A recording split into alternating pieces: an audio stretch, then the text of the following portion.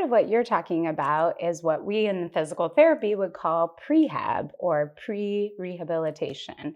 And instead of waiting for an injury or some event, pain to happen, we use prehab to prevent injury, build strength, and generally just make life easier to do, whether it's picking up your kids, walking up and down the stairs, bringing groceries in from the car. These are things, especially as we age, we want to focus on improving so that life is easy to live and fun.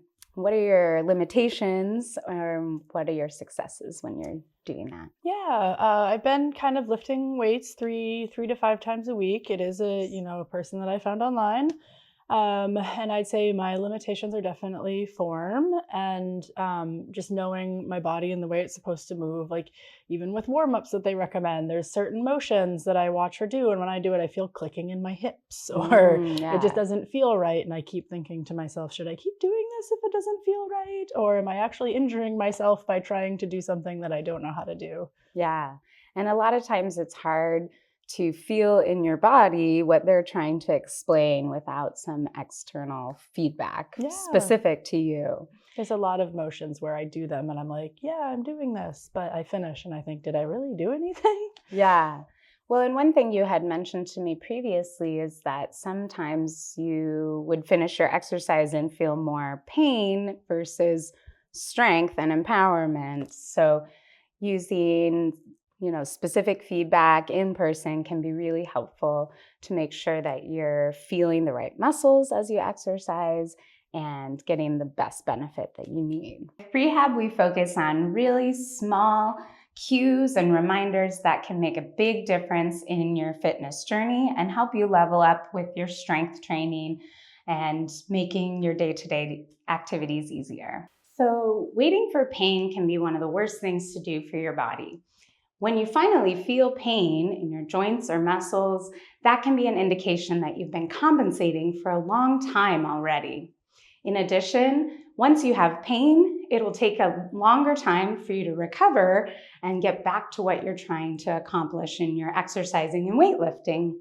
And finally, pain can be limiting your overall potential. Without pain, you're able to progress your weights, increase your mobility and flexibility, but pain can often limit us or cause us to compensate once we've already had it. So today in our prehab, we're going to be working with Kim on the squat. How's it feeling, Kim? I feel like I'm working, but it doesn't feel right. Yeah. So here's a few tips that I can see already. One thing we want to start with, go ahead and stay standing. I noticed that she's arching her lower back and losing some of the form in her core. The core is really critical to helping you build a stable base to move off of. So think about drawing in with your belly button and pulling up and in with your pelvic floor as well to give some support around your spine. We're using the muscle called the transverse abdominis. It goes across the front and all the way around to the spine. So when it works, it's like your body's own natural back brace. So now try your squat again, holding that in gently, keeping that back supported.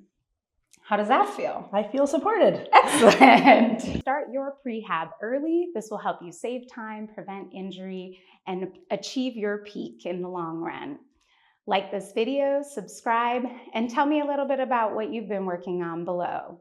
We'll see you in the next video.